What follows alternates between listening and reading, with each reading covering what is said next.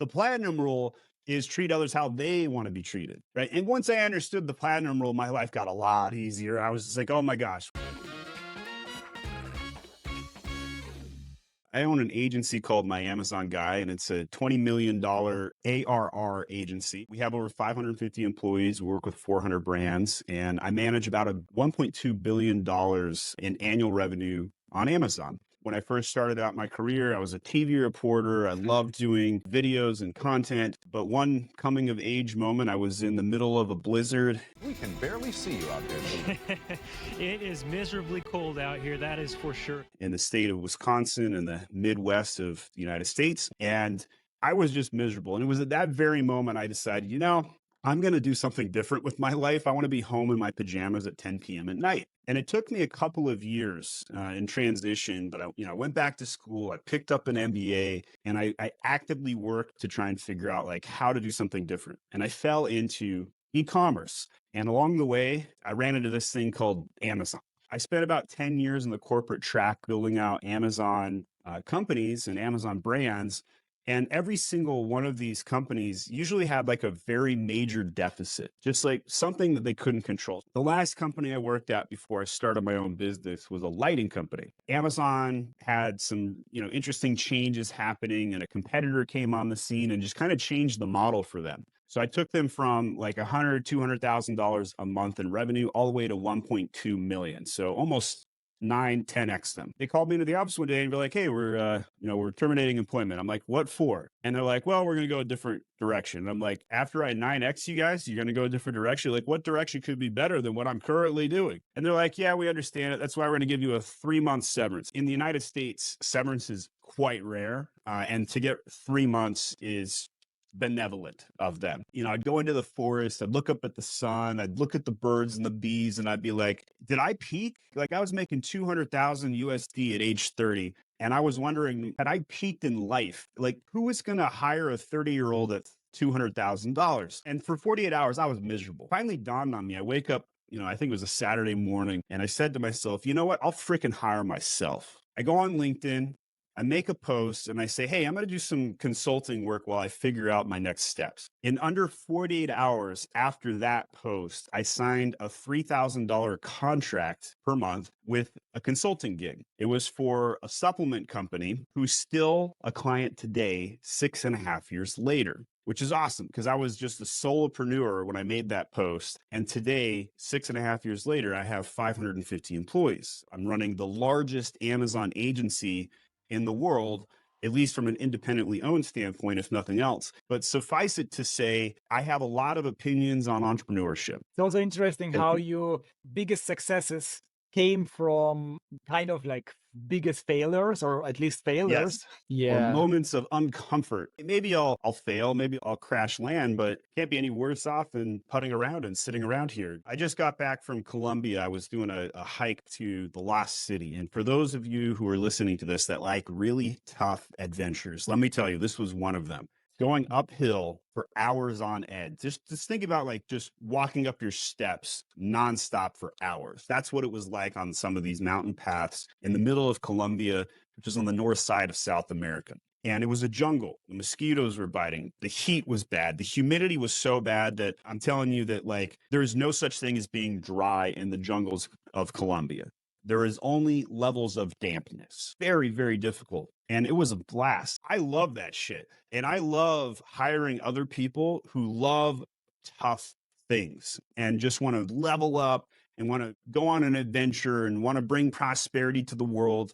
And so that's what I've built my systems around. And you're right. Like, I'm driven by leveling up through adversity. When we go back to your beginning, after you stopped being a reporter, why do you think were you so successful in this phase?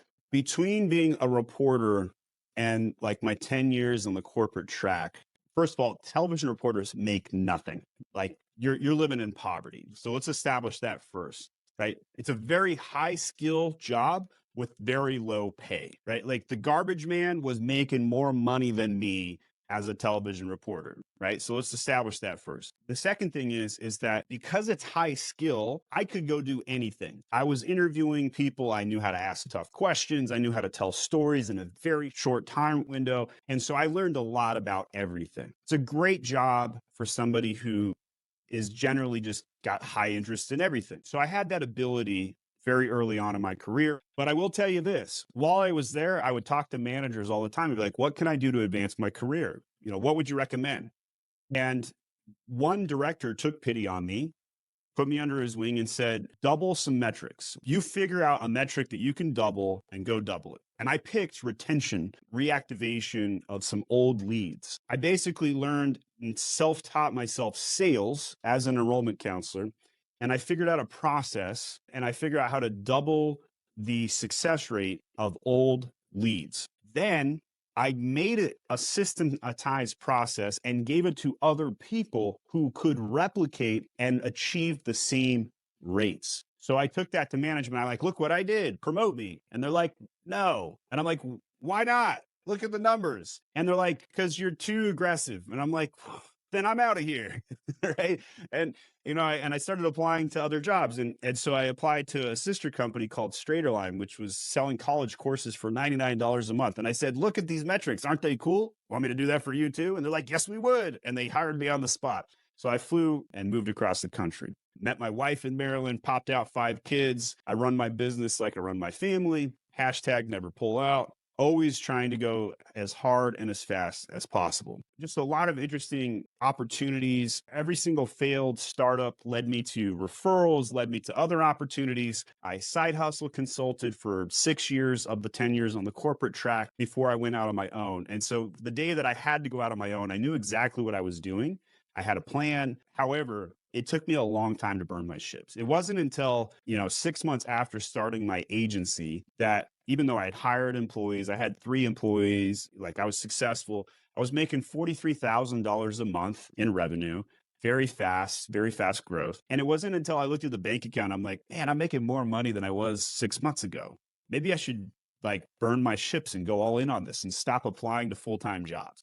Like that's how long it took me to burn my ships because I didn't want to start an agency. They're so hard. It's harder than being a television reporter. So I didn't want to do it, but I was really good at it. And then I decided, you know what? I'll just hire people to do all the things I don't like to do. There's a bunch of business books I can reference, like Who, Not How. And, I built an extreme ownership sort of caliber level of talent. I set up some core values. I made sure we had radical candor. I basically built an HR model with an education type esque. It was growing faster than I could keep up with. We hired 100 interns, but it didn't take us 30 days. We did it in 23 days. And I'm here to tell you that doubled the size of my company in less than 30 days. Like I had 100 employees. I hired 100 interns. I went to 200. It was insanity. Like nobody had done this before. I've never read a business book where this was done. Never saw a social media post about this being done. But I'm here to tell you it was perfectly maneuvered. And many of those interns are now leaders today. Like at my company. And so I figured out how to write SOPs. I figured out how to dumb down every role to make it as tactical as possible. So we could just hire somebody, make them a master at it, and then build an entire system around it. I love what I do. Can you tell?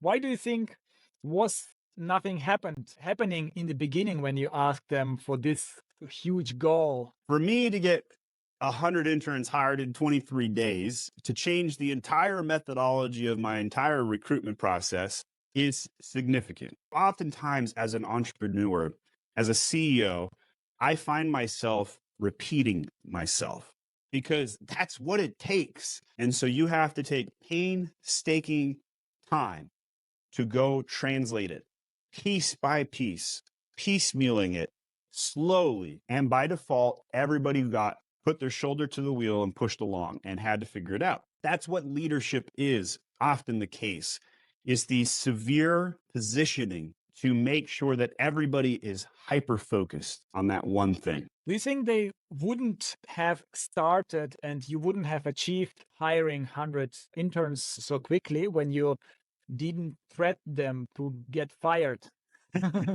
Yes.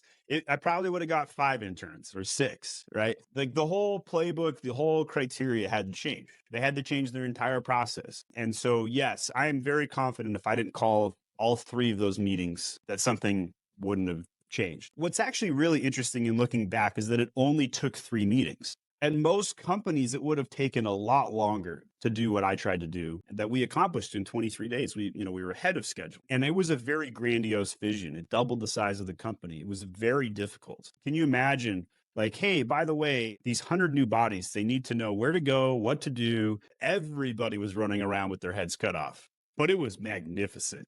And it was effective. And within 60 days, we had trained all these people and we were deploying these people and they were happy and we were happy. And for the ones that weren't happy, they weren't here anymore. That's fine. Sometimes it's about getting the right people onto the bus and getting the wrong people off the bus. And then when they're on the bus, you got to shuffle seats to get them into the right seats, which is also in some other business books, a la traction or a la scaling up. And a lot of these things that I've done in my career is I'll go do something and then I'll read a business book a year or 2 later. And I'm like, I freaking did that. I'm like, yo, where was this book when I needed this a year ago? So I try and read 2 business books every single week. I actually just ran out of business books, but I saw one yesterday on LinkedIn about how cold calling sucks. So I just bought that one and added that to my list. And cold calling does suck. Oh my gosh, it's difficult. But an entrepreneur has to be good at sales. Otherwise, their entire business model is dead. Like, you could be the best customer service rep ever. You could be awesome at ops, but if you can't sell anything, you're never going to be a great entrepreneur. You have to have high drive. You got to be an introvert who has no care about what people think about you. You got to be impatient. You got to be intense. And you got to be detail oriented, because if you're not detail oriented, you can't build a system. Like, that's, in my opinion, like the perfect entrepreneur is an architect who has all of those traits. And I do have all those traits. And I have found a lot of success because of those traits. Do you think people can be trained to be good salespeople and all of those characteristics that you mentioned for to be a good entrepreneur? Or do you think there are certain type of people who are made for being entrepreneur and you have to like they still have to train, but only those people should start a business and succeed and have good chances of succeeding? Any behavior can be faked. I could do the complete opposite of everything I just said on this conversation, and I could fake it for a time. But to have true scalable success in the fashion we've described, I believe those traits are mandatory. Now, if you have 80% of those traits, could you be successful? Absolutely. But you're going to have to hire around that other 20%, right? You're going to keep around the idiots that shouldn't be there. And you're going to, and the team is going to be angry about it. You're going to lose good talent because you kept bad talent. You're a softie. A low drive person wouldn't care about money enough and probably wouldn't be focused on margins and profits. And they wouldn't be looking ahead into the future. Somebody that's patient would, not make enough decisions, would just sit on their laurels, right? Somebody that's more big picture, they might do really good at sales, but they can't build systems. You have to be detailed to build systems because you have to know how to go into the weeds and speak to the person who actually has to be the end user. You got to be like, hey, I need you to do step A, then B, then C, followed by D, E, and F in that order. And here's what they look like. And here's examples and here's pictures. A big picture person has a very difficult time describing steps 3 through 7. They'll be like, yeah, step 1, 2, 10. And everybody around them is like, what are you talking about? How do I go from step 3 to 7? They can't describe it, right? Because their head is so far up in the clouds. 80% of that, if you possess 80% of the opposite of what I just described, what I initially described, then you'd probably be okay. But if you possess 100% of it, you best believe you should be an entrepreneur, right? Like, stop that corporate job as soon as possible, because if the things that I'm talking about resonate, you're going to be a fantastic entrepreneur. Now, if you possess 80% of that, you'll probably succeed. Let's say you're an enterpriser with high drive, introversion, impatience, but you're a big picture thinker. You can't build systems to save your life, but you could go copy somebody else's systems and maybe do a really boring business and just replicate it. You'd be really good at that. You see how that 80% can still get you there. But an entrepreneur building out something brand new wouldn't be able to do that without that detail orientation. Why did you hire interns, not Because real yeah, that's a employees, great full-time question. employees? I hired interns who were basically glorified, low-paid full-time employees because I couldn't find enough talent. So in my space, in the Amazon selling space, I believe that we're short about 50,000 people. That was reason one. We were just short on talent. So I had to go create talent. The second problem is that a lot of my competitors were hiring people that I just didn't think were a good fit for my system. They were hiring emotional extroverts galore. I don't know what it is about agency land, but agency land really attracts emotional extroverts. And when we say emotional extrovert, I mean divas. I mean people that are really into themselves with high opinions of themselves, high ego diva type style people. They may have watched some Netflix show about what it's like to work in an agency, and they're like, yeah, I feel important, and I want to go do that. I don't know what it is, but I've just seen like so many emotional extroverts in the space. So I'm over here as the logical introvert, all brain, no heart, looking at the guy who's making all heart, no brain decisions and wondering how we are still alive. So I went out and hired a bunch of logical introverts. Now, here's the thing that most people don't realize. Logical introverts interview poorly. Like they are just not great interviews. You have to change how you interview to find this talent pool because the extroverts crush interviews. They're so likable. They'll tell you everything you want to hear. The logical introvert will be like, no, I don't know how to do that. And it's like a core thing to the job. And you're like, what do you mean? You don't know how to do this? And you're like, no, but I think I could learn. That's what an introvert would say, right? The extrovert's like, yeah, I could do that. No problem. Just lie to your face.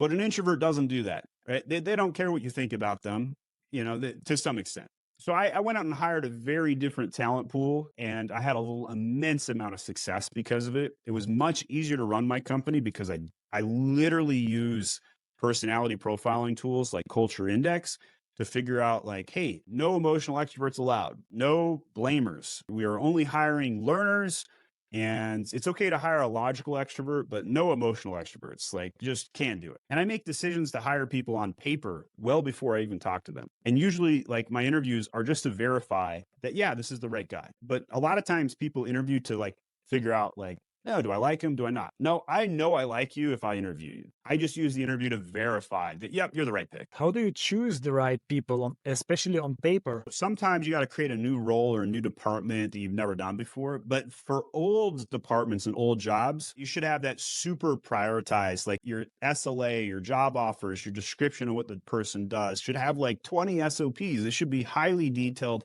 You should know exactly who you're looking for. Somebody listening to this is going to be like, oh, this is absurd. You can't use personalities to decide who's going to do better where. And there's exceptions to every rule, and they would be right 7% of the time. But 93% of the time, I am 100% right. And I've seen so much data on this. I've had over 100,000 people apply to my company and take a 2-question survey. I have all of the data that I possibly could need. So I'm very confident. I keep a framework that I do not violate, and I hold it dear to my heart. Would you give an example or two of those questions you ask to distinguish the right people? The question that is asked in the survey is just simply, here's a bunch of words in front of you. Select which words describe you. It's as basic as that. Now, during an interview process, I do take that one layer deeper instead of, okay, I understand your culture already because I have the survey, but what I don't know is your ethos. I don't know what makes you tick. So tell me, what's the largest mistake that you've ever made working at a company? The largest financial impact. I ask that of high drive people all the time. What happened? And what I'm listening for is, are they a learner or are they a blamer? So those are the sort of questions that I would ask. How important is their experience in exactly doing the same things that you are looking for? Or is it more important about the character? Character and culture all day long. And that works for me because I'm an educator, right? I'm an education system.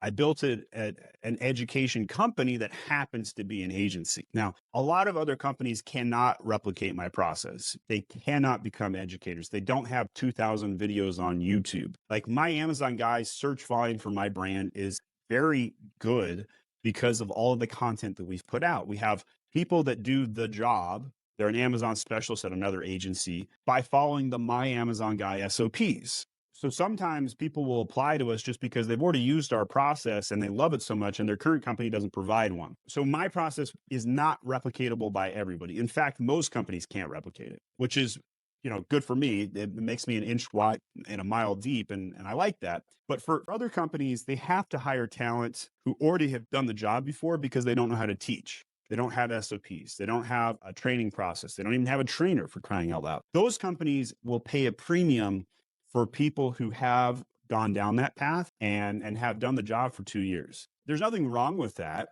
It just means that instead of paying for a trainer and building out SOPs, you're going to have to pay for talent. that already know how to do the job. The other problem to that is if there's not enough talent in your space, the premium keeps going up. By hiring interns, I'm paying bottom dollar. I can train, I can build in a group of 10 people at a time, typically. And then of that 10 people, I know that 3 will become managers. I know that 3 will be good and 3 will not be good. And then a 1's a wild card. And that math checks out indefinitely. And for the cost of 1 qualified full-time hire in the United States, I can hire 5 interns in the Philippines, maybe even 6. And then I have way more hands on deck to do things. The nice thing about hiring in the Philippines is they are really detailed over there. They're also more American than most Americans. Like I go down to the Philippines and they're singing American karaoke and they know more songs than I do, right? So there's a lot of great things about the Filipino culture and things that I've learned as I've done my international travels. And I don't have a physical building. I could hire anybody anywhere. How do you keep them motivated, especially when they're working remotely? Learning. The nice thing about hiring learners is they love to learn. And since I'm an education company, what do they like to do? They love to learn. They join MAG because they like to learn, and they stay at MAG because they like to learn. So knowing what culture you want to build as an entrepreneur, and then making a framework, and then sticking to that framework, and then never deviating is a key or a fundamental key to scaling as an entrepreneur. How do you make sure the wrong people go away? Fire them. Simple as that, right? Like you obviously can be soft on the people and tough on the issues in a good way. We have certain things. If you steal from the company, you steal time, or we're going to fire you on the spot. Like that's in the employee handbook. There are other things like making mistakes. Like we'll give a warning, we'll give them a PIP, performance improvement plan, give them a chance to fix themselves. We'll do all of those things like a normal company does. But the difference is that in the PIP, it will say if you don't correct these behaviors, your job can be terminated. And then we terminate it. And the nice thing about the process and the framework is that not very many wrong people get in, but when they do, we feel it because it's so glaring. It's like looking at the black sheep and we're like, oh man, this is a black sheep. This is probably not a good fit. You're not going to like this anyway. How did the environment on Amazon changed over the years? So it's getting harder every year. Competition's going up. My company, we grew to 20 million ARR. I'm static for the first time in 6.5 years. Buyer sentiment, sellers are, a little put out. Economy's a little soft. So those are some of the things that we're seeing change. Amazon increases the rules every year. So it gets harder and harder. 10 years ago, I could buy position 1 in PPC, get an ad at the top of Amazon for 2 cents a click. Today, some categories I'm paying $6 a click. So we're seeing a lot of money movement, a lot of changes to just the gold rush. It's still great to sell on Amazon, but it's not passive income. And so whenever I'm talking to Amazon sellers, they're a little bit more skeptical. The gold rush is over. The VC money's dried up. It's very easy to obtain a 15% net margin while selling on Amazon. And that's classic in almost every business sector ever. It's a great opportunity if you know what you're doing. And if you don't, I hope they hire me along the way. And that's where I hang my hat. I share all my trade secrets, and some people will use them and never talk to me, but other people will use them and be like, this is too hard. I'm going to hire to pay you to do it for me. And that's my entire business model in a nutshell. You said you are reading regular books. Are you deep into like Amazon algorithm and trying new different things, or is it what your team is discovering how to optimize certain things and you are sharing that with other people? How does it work? So I believe that I'm the industry leader on Amazon SEO, and I talk a lot about all of the algorithm updates and changes. For example, I think click-through rate is more important than it's ever been before. Hardly anybody was talking about CTR a year or two ago. Now everybody is, and I basically led the industry charge on that. And there's various updates but my entire SEO plan is published. Like anybody can replicate it. 6-7 years ago, I was telling everybody they need to put copy in their alt text of their photos. And everybody's like, A+ content doesn't index. And I'd be like, yes, it does. Just prove, scientific method. Here's my hypothesis. You go replicate it. Here's what you do. You put 100 characters of alt text behind each photo. You add 500 words of copy to your A+ content. And I pretty much guarantee your SEO juice, your indexing will go up 25%. And it does. So things like that over time we've established, and I follow it. I see, AI is going to replace Google 100%. Hopefully AI is not censorship AI, and because Google is 100% censorship and ChatGPT is censorship. I'm hopeful to see some of these things, the algorithms changing, but I'll give you one tip that I learned just this last couple months. Buying backlinks for websites still a thing, right? I bought 500 backlinks for the term Amazon agency, and I went from position 6 to position 2. I didn't do anything else. I just bought 500 backlinks. Anybody that tells you backlinks don't work, they're wrong. It still does. All of the classic SEO things that you've heard probably over the last decade still work, just to varying different degrees. Yeah, we sell guest posts and backlinks. So for us, it's clear Well, that it there you works. go. Hire Will, because it still works, guys. I believe, like, I'm literally proof of it. So I guess you test all the time. I test everything. And the nice thing about Amazon is we get really fast data, just lickety split fast data. Sometimes on websites, you have to wait a little bit longer. You don't have enough traffic, but on Amazon, that's not the case. You'll know immediately. There's almost anything you can do on Amazon, you'll know in 7 days. Yeah, with Google, it's much more difficult. You see the results sometimes 6, 9, 12 months later. Yes. One of the other things that's very unique about Amazon is you need sales to get sales. It's a very weird statement, but the more sales you get in the Amazon algorithm, the more it rewards you and gives you free rankings. Like Google claims that it uses engagement rates, but I could write like the highest quality content. It doesn't even index or rank. Right? I buy some backlinks, all of a sudden to the top of Google. So like their whole system is corrupted and nonsensical in many ways. But on Amazon, if you get sales, you'll get more sales. It's like a guaranteed equation. X plus X equals Y. Like, yeah, weird formula, but very solvent, right? Like the more you put into X, the other X gets bigger, and then Y gets bigger. It's just crazy. It's interesting to see. So there's a thing called the honeymoon period on Amazon. So in the first 3 months, the faster you sell, the more sales you'll generate, the more rankings you'll leapfrog over the competitors. Reviews are they're not worth as much as they used to be. Amazon's A/B testing whether they even show reviews in the search results. Brand names, Amazon's basically a brand killer. Oftentimes I'll go around and I'll ask people, what was the last thing you bought on Amazon? And they'll be like, I bought soap. And I'm like, cool, what was the name of the brand? And they'll be like, I don't know. Right. And that's because Amazon's killed the brand names. It's very much a commodity marketplace, which means you have to spend a lot of time focused on that main image to improve click-through rate and to make sure you have all the traffic generating strategies in place. It sounds like it's a bit tough to start on Amazon, but then when you achieve a certain level, then it's easier. It's a momentum thing, right? The more momentum you have, if you're in a bobsled, you're going down the hill. Sometimes it's really hard to get the bobsled to the top of the hill, but once you start going down, it just goes really fast, 100%. What could you tell me about which kind of clients you try to avoid and not to accept? So I hate clients that don't want to pay me money, first of all. Like I fire those ones super fast. But clients that are high burn, right? Like you see the meme posted on social media all the time. It's like a paragraph long about a $500 client. And they're like, as we prepare to go on this mission together, I just want to make sure we're aligned and yada, yada, yada. Then you see the $5,000 client, wire sent, thanks. So there is a thing about larger clients being better clients. It's 100% true. The brand new entrepreneur that's hiring an agency for the first time is a way more difficult client. And that's okay, right? I do cater to that ICP, by the way. I help new sellers all the time. But at the same time, if you gave me a choice between working with a brand new seller who's not sold anything and working with somebody who's sold 1,000 units, if somebody listening to this is trying to figure out like how to build their business or their entrepreneurship, if you're doing an agency thing, go upstream as fast as you can, because the faster you do, the happier you'll be. Just like Alex Ramosi talks about all the time, go solve rich people problems if you want to be rich.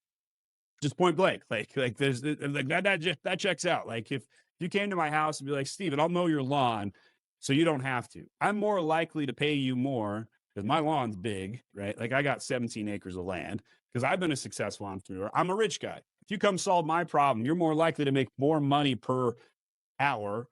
How did your attitude towards this point change compared to your starting time? I would say I'm probably more jaded today than I was 7 years ago. I probably have been more taken advantage of. I have probably seen more employees let me down. I've seen more stereotypes play out, things I can't say without being canceled, on the air. Right. I've seen it all. Right. So I'm very much a more jaded person. That doesn't make me a bad person. It's just you asked me how my attitude's changed. And it was the first thing I thought of. Right. Like I'm probably more cemented in my belief set today than I was 7 years ago. Like I really feel like I figured out life. I really know what I want. And I really know how people are going to behave, and I can predict them. If you ask the younger Stephen Pope, I may not be able to answer that question. In fact, I was probably a very confused young man growing up, wondering why people were doing what they were doing. I didn't understand their behavior. You can call this autism, you can call this whatever, naivety, but like I thought everybody was like programmed the same way as me. It took me decades to understand that everybody is programmed differently, and you need to treat people differently. Like you hear about the silver, the gold, and the platinum rule, right? Like, the golden rule is treat others how you want to be treated. That actually doesn't work very well, by the way. Right? It doesn't. The platinum rule is treat others how they want to be treated. Right. And once I understood the platinum rule, my life got a lot easier. I was just like, oh my gosh, when I need something from an extrovert, I don't send them a text message. Right. Like I call them. Right. Like way more effective to call an extrovert if you want to get something. If I want something out of a high drive person, I don't ask nicely. I just tell them I'll horse trade. I'll be like, I'll pay you money to do this. And they'll be like, hell yes, I'll do it. Right? If I want to get something out of a high detailed person, I got to tell them, here's what I expect from you. And, I understand that it's very important for you to deliver something of high caliber, but here's what done looks like. Right. So understanding all of these different things, understanding that I can't send 17 Slack messages in an hour to a high patient person because it will reset them for 4 hours. Right. These are things that I've only mastered in the last 3 years. I've grown up a lot. Do you also recognize the character of your clients and act according to that? I'll summarize my answer with the framework for you. Never do your best work for your worst clients. Everybody knows what their best clients are. They're the ones that pay on time, were appreciative, that don't cuss at your employees, that treat you fairly, treat you right. Simply put, if you do your best work for the noisy, squeaky wheels, you're not going to be happy. They're still going to fire you anyway, by the way, and still stiff you. Do your best work for your best clients. Do you fire clients? All the time. I've had clients like hit on some of my attractive employees and I fire them. I'm like, that's unacceptable, right? Like, dude, you're 60, you're married, like this is inappropriate. I've fired clients who are abusive. If a client comes to me and says, you guys are effing stupid and idiots, I'll be like, okay, no problem. See you. Bye. There's no coming back from some of those. Agency land is high churn, high burn. Very taxing to work at an agency. It's why it took me 6 months to burn my ships initially when I went down this path, because I knew what I was getting into. I had worked at an agency before. I'd worked at Moxie Interactive out of Atlanta, Georgia, and I knew what I was signing up for. The only client that Moxie Interactive had me work on was Verizon Wireless. I was able to take their mobile app from 2.5 stars to 3.7. Still bad, but not as bad, right? From a review standpoint. And so like when you get into the leadership calls with Verizon, right? Like they tell you to your face, make our customers hate us less. That's such a weird brand position to hold as a leadership of Verizon Wireless. But I heard that some weird stuff. But yeah, so I've been around the block, and you can't see my gray hairs, but they're there. I've lost my hair from working at an agency. If you look at even my videos and contents from 5-6 years ago, way different hair game back then. And I've since in the last 6 months, I've discovered TRT, testosterone treatment, very open about this. If you're a guy listening to this, you're on your testosterone treatment plan. You're not alone, dude. Like I'm telling you, almost all the men I know are on it. And it just big game changer. Men don't have enough testosterone in the world today. So those are all the random things that go float through my head and experiences that I've had, Will, and you've done a good job in pulling them out of me today. Do you have any advice as last words for entrepreneurs in the beginning of their stage? Become a hummingbird and take action immediately. So go be an entrepreneur, but do it today. Like if you listen to this and then don't take any action today, then what the heck? You just wasted an hour. Like go find the inspiration, that one thing I said today that makes you want to go do something, then fricking go do it. Today, not tomorrow, but today.